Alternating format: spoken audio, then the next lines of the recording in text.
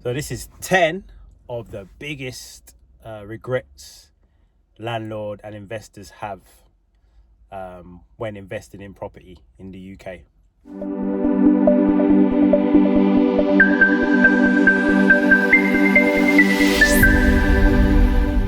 Craig Parker here, Parker's Property Sourcing.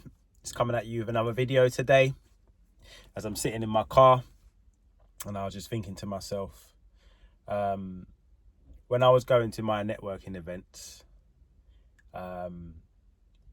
what were the questions? But this is before I started investing, or after I got my first property and I really wanted to build up a property portfolio. I'd go to these networking events and think, what did I want to get out of it? And one thing that I asked a lot of landlords and property investors, and what you guys should ask, and what anybody should ask in whatever field you're getting in, is you speak to people that are in it. And I just wanted to know what their biggest regrets were while I was invested in property. And I spoke to a lot of investors basically, but I compiled a list for you guys today of 10 of the most common mistakes or regrets. Let's say regrets, not mistakes. 10 of the most common regrets that landlords tell me about on their journey in building a portfolio and property investments. So I hope you like the video, and here goes number one. So number one is not buying sooner. So a lot of the investors and, property investors and landlords that I've spoken to, one of their biggest and a common one is biggest regrets, and a common regret is that they wish they'd started investing and buying property sooner. And I think the reason for that is because I feel the same. I really wish I started investing a lot sooner than what I did, because I can see how much my portfolio is grown in capital growth throughout the 8-9 years that I've been investing. Imagine if I did it 8-9 years before that, it'd be double what it is now. Number two is buying in the wrong location. So a lot of landlords have said, and when I mean location, it doesn't even mean area. It could mean road in an area, So location is a common thing and a common regret some landlords have, in the fact that they didn't pay attention to certain things in the area. So yeah, that's number two. Number three, which is important, and it stung me, to be fair. It was quite comforting for me to hear this when I spoke to other investors and stuff, and that's underestimating refurb costs. I can't stress enough that when you're working out your return on your investments and you're catering in a refurb cost, whatever that builder tells you, add a buffer.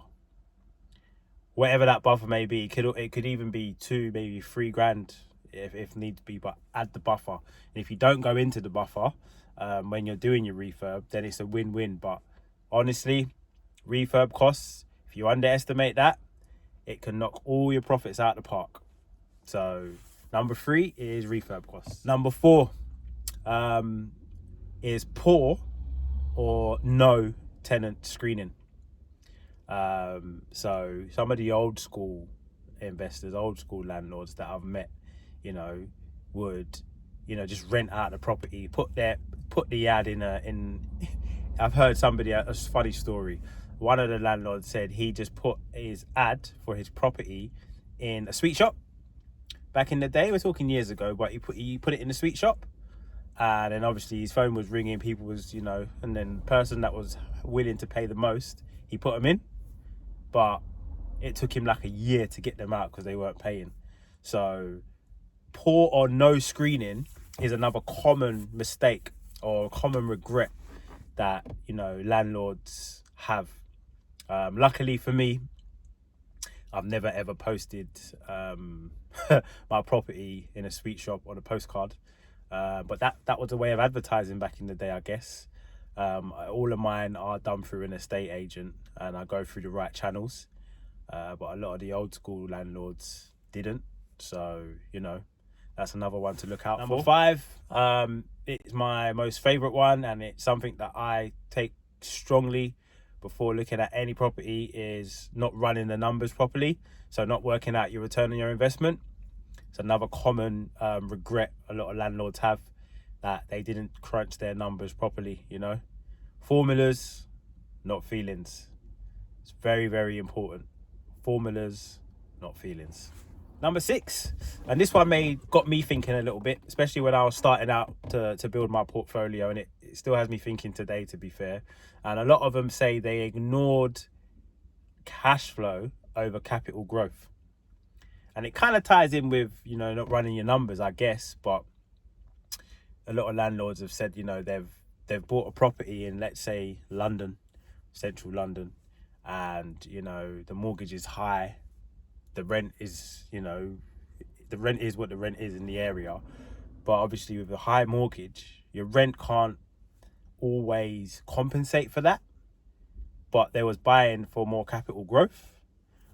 But then you don't take into consideration void periods and stuff like that. So when they're not in the property, or when somebody's not in the property, or they can't pay, which you're at higher risk of that when you've got higher rent, it starts to cost the landlord the money, with a high mortgage.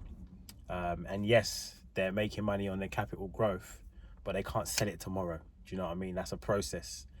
So not ignoring cash flow and then focusing on capital growth is another common regret that some landlords have, expressed to myself when asking the question. Number 7 is trying to manage and do everything regarding the property. What does that look like? So that's doing the advertising yourself, getting it rented. It could be that. It could be managing the property yourself. Basically, not paying a property manager or an estate agent to do the monthly management. You do it yourself. So you're getting calls at stupid hours of the morning because there's a leak or they're locked out of the house. It could be trying to run the refurb on your own or do the refurb yourself. A lot of landlords say they regret that. And some people only buy one property. So because it's such a big deal, one property is a massive deal. If you can have one property, that's a great achievement anyway. But some people buy one property and they talk about that experience of that one property to me, and then they think that because it's gone so wrong and they made a decision like trying to manage it all themselves, their mindset is, I'll never do it again.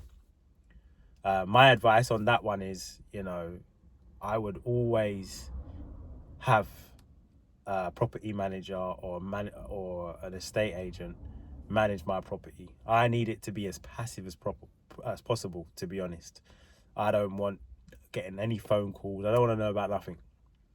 I just want the estate agent to manage it and run it for me. Whatever needs to get fixed. If it's over, I always say, if it's over a certain amount, so let's say, for example, if it's over 250 quid of what repairs need to be done, just give me a call. Anything below that, just get it done and invoice me, basically. That would be my advice. But that is another common regret landlords have. Number 8 is not fixing interest rates. So poor mortgage advice. So if you think about 8 years ago when I started investing, interest rates were about 2%, 2.5% maybe. 8 years later, interest rates are 5%. So they've more than doubled. But there are ways where, and there are some lenders where you can fix a rate for 5 years, sometimes maybe 10 years, So imagine if 8 years ago, I fixed my interest rate for 10 years at the 2.5% or whatever it was. When that interest rate jumped up 3 or 4 years ago, or whatever it was, 5 years ago, I wouldn't have been affected. And that's it's a common, I That's a regret I have, to be fair. And it's another common regret that landlords have of not fixing their rates when the rates are good for longer periods. Number 9 is, again, it's when you think landlords, or when I think landlords, or before I knew what a landlord was or met any landlords or became one myself, let me say that, become a landlord myself and started to meet other landlords, I had a perception of landlords, of how they look, how they would be, and it was old, grumpy old looking men sort of thing, or grumpy old looking women. And that might have been the case 10 years ago, to be honest. So when I started going to networking events 7 years ago now, 8 years ago, another common regret would be that they avoided professional advice. And if you think about the older generation, it would be quite hard for them to take advice from someone that's younger, a little bit younger than them, or a little bit less experienced than them. But as time's gone on, I would take advice now, me personally. I'd take professional advice from someone younger than me. Or I'll take advice for someone, that's in the field. They might not even be a landlord yet, or they might not even be a property investor. They might just be a property manager. But I would still take advice from them, professional advice from them, on what I should do and what I shouldn't do if it lands in their field of work, something that they do every single day. So, yeah, number 9 would be avoiding professional advice. It's a common mistake, and as you're watching this video, don't do it. And last but surely not least, a common mistake or regret landlords have is not building a power team. So important, man, to have a good, strong power team around you.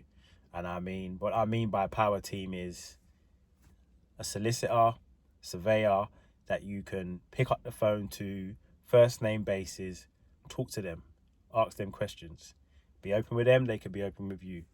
Mortgage broker, on the same wavelength as you, can-do attitude. Builders want to get the job done for you as quick as possible because they understand that it's costing you money, these voids periods. Deal sources want to find you the deals that fit the criteria you're looking for. So if it's cash flow and return on investment that you're looking for, you want to have a deal sourcer in your team that is finding you those deals. If it's capital growth you want to look for, you want to have a deal sourcer in your team that can find you that. If you can't find one that does both, get 2, basically. And estate agents as well. You wanna in whatever areas that you're investing in, you need to make sure that you've got 2, 3, 4 estate agents that you can pick up the phone to, ask them questions, tell them your problems. They will find you solutions. If you're good with them and they're part of your team, it makes life a lot easier. So that's been the 10 common regrets that property investors, landlords have in property investing.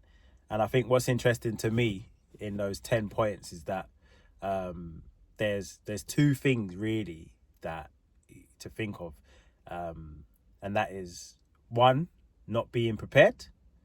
So preparation is very, very important. And second one is not thinking long term. That's another thing. You have to think long term in this game. Everything I talk about on this video isn't about getting rich quickly. I'm not here for that.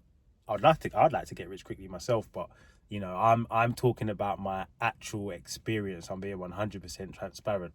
I have made a fair bit of money from investing in property, but it hasn't happened overnight. It's been a process, and it's been a very lucrative process so far, and I'm hoping that it continues to grow and be even more lucrative in the future. But it's not a get rich quick thing, So that's just my little reflection on the 10 common regrets. Hope you enjoyed that video. I've been Craig Parker. Till next time.